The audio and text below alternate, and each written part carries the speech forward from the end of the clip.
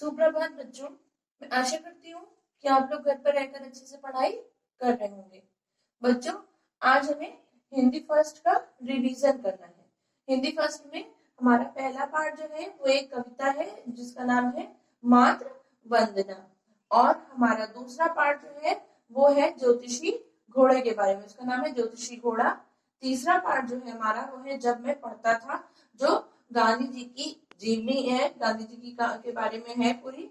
और ज्योतिषी घोड़ा जो कहानी है उसमें चक्रधर और रामलुभाया के बारे में है कि जानवरों के जरिए हमें कैसे मौसम की खबर मिल जाती है।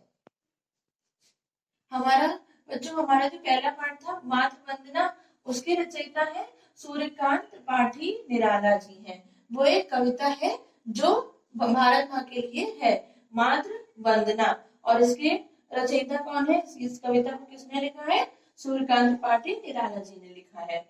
और फिर एक बात आती है कि इस कविता में कवि क्या कह रहा है। इस कविता में कवि भारत माँ को स्वतंत्र कराने के लिए सब कुछ न्यौछावर करने को तैयार है। कवि कहता है कि हम सब कुछ न्यौछावर कर देंगे। इस कविता में ये बताया गया है। फिर बात आती है कि नर शब्द का पर्यायवाची क्या है। नर, जैसा कि हम कहते हैं नर नारी, यानी कि नर शब्द का पर्यायवाची क्या है? मनुष्य है। शर का अर्थ होता है बाण या तीर। शर का अर्थ होता है बाण या तीर। अपलक, अपलक का अर्थ होता है स्थिर, जो बिल्कुल हिलडुल ना सके, जो स्थिर हो, बिल्कुल रुका हुआ हो। कष्ट का अर्थ है, हम अक्सर कहते हैं हमें बहुत कष्ट हो रहा है, यानी कि कष्ट का अर्थ होता है पीड़ा। प्रयत्न, प्रयत्न का अर्थ क्या होता है? कोशिश, यानी कि कोशिश हम कोई करते हैं, हम कोई प्रयत्न करते हैं, यानी कि प्रयत्न का अर्थ होता है कोशिश। फिर हमारा जो दूसरा पार्ट था, जो हमारे पार्ट का नाम था ज्योतिषी घोड़ा, उस कहानी में एक चक्रधर नाम का व्यक्ति था जो कि ज्योतिषी था, और एक व्यक्ति और था जिसका नाम था रामलुभाया।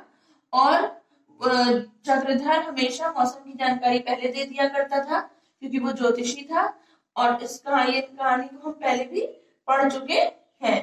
तो इसमें क्या है, चक्रधर क्या था? ज्योतिषी था। चक्रधर को तूफान आने की सूचना किसने दी? घोड़े ने दी। एक बार क्या हुआ था कि तूफान आने वाला था, तो किसने चक्रधर को तूफान आने की सूचना किसने दी थी? घोड़े ने दी थी। गांव के पास नदी में तूफान आ गया। क्या हो गया? गांव के पास नदी में क्या हो गया था? तूफान आ गया था। एक बात हुई थी जो चक्रधर ने कहा था, चक्रधर ने रामलुभाया से पूछा था कि तुम्हें ये सब कैसे पता चला। अगर पूछा जाए कि तुम्हें ये सब कैसे पता चला, ये वाक्य किसने कहा है, तो ये बात चक्रधर ने कही है। फिर दोनों में काफी देर तक बहस होती रही, यानी कि किन दोनों में? चक्रधर और रामलुभाया में बहुत देर तक, काफी देर तक बहस होती रही। फिर हमारा जो तीसरा पार्ट है वो है गांधी जी के बारे में। ये जो आत्मकथा है जब मैं पढ़ता था, तो इस आत्मकथा में गांधी जी के बारे में सब कुछ बताया गया है। गांधी जी का जन्म 2 अक्टूबर 1869 में हुआ था। 2 अक्टूबर 1867 में गांधी जी का जन्म कब हुआ था? 2 अक्टूबर 1869 को हुआ था, यानी 1869 को हुआ था। गांधी जी के पिता कैसे थे? सत्यप्रिय, उदार और साहसी व्यक्ति थे। गांधी जी को किस नाम से पुकारते हैं? गांधी जी को बापू के नाम से पुकारते हैं। गांधी जी की माता का स्वभाव बहुत अच्छा था।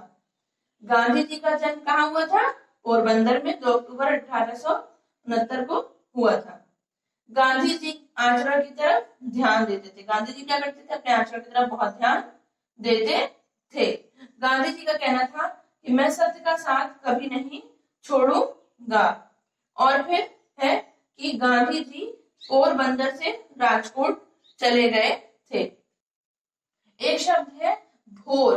भोर का क्या अर्थ होता है? सवेरा, यानी भोर हो गई, यानी क्या हो गया? सवेरा हो गया। फिर एक शब्द है दृष्टि। इसी तरह से दृष्टि का क्या अर्थ होता है? आंख। दृष्टि का अर्थ होता है आंख।